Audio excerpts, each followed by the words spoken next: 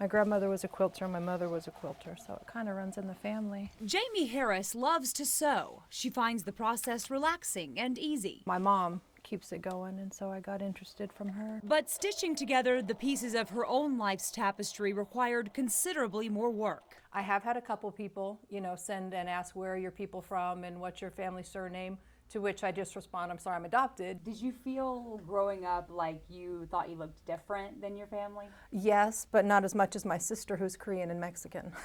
Really? Yeah. Now, is she adopted as well? There's 3 of us and we're all adopted.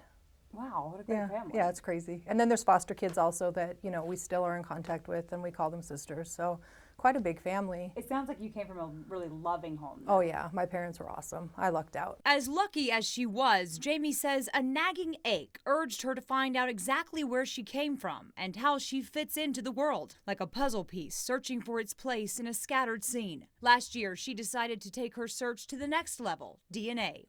And so Jamie turned to one of the many popular ancestry search options available online, using a person's own DNA to track their lineage. I don't have any idea about my biological family at all. The DNA is processed here at a top-secret lab in San Diego, California.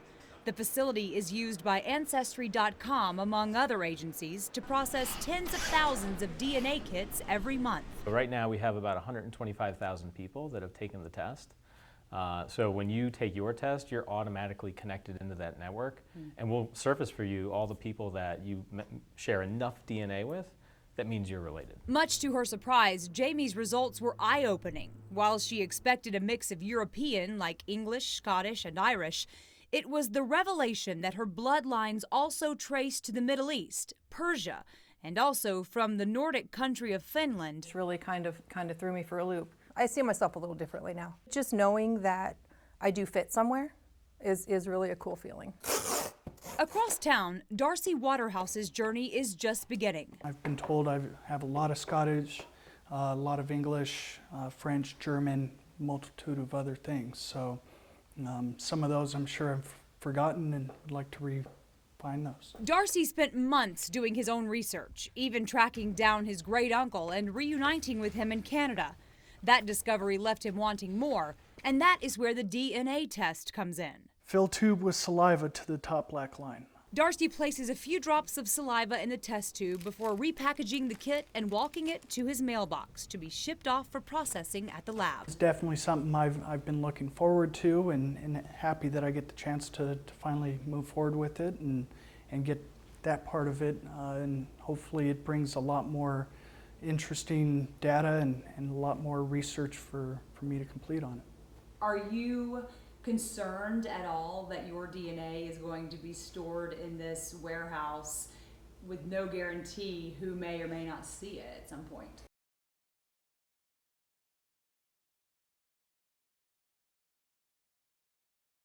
For thousands of people searching for clues to unlock their ancestry, this is where the magic happens every day. But it's an intricate process. Very, you're going to see some stuff today and be amazed at how much is happening while in between when you send in your spit and when you get the results back online. All right, let's get going. Let's do it.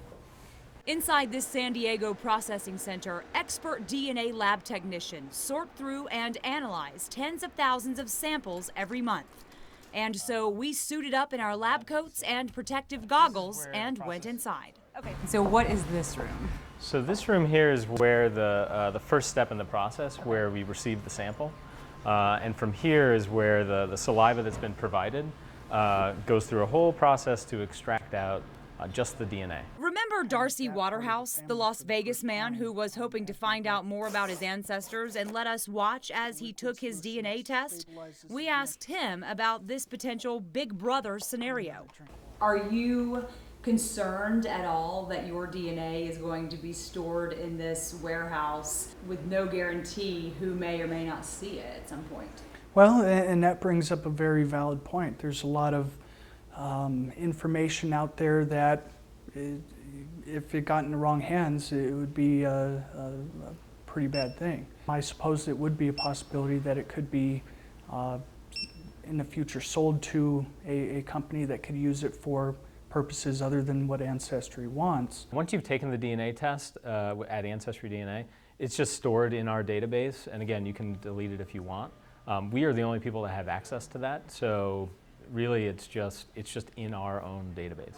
So no outside companies can come in and say, hey, I'd like to have access to these DNA codes. Yeah, at this time, unless somebody explicitly says they want to be a part of something like that, you wouldn't be included. But donor beware is the guidance from those who monitor our right to privacy. The problem is that once that information is out there, it cannot be brought back. That information then is housed as data and can be accessed by the government, it can be accessed by law enforcement, it can be accessed by corporations, and it could potentially be accessed by those who, with ill will, have some other intent of what to do with that information going forward, and identifying individuals, their families, their ancestors, and potentially their future offspring. Back at the lab, the tedious process continues. DNA is extracted from the saliva and ultimately mapped out on a screen like this one. These tiny blue dots are actually people's DNA.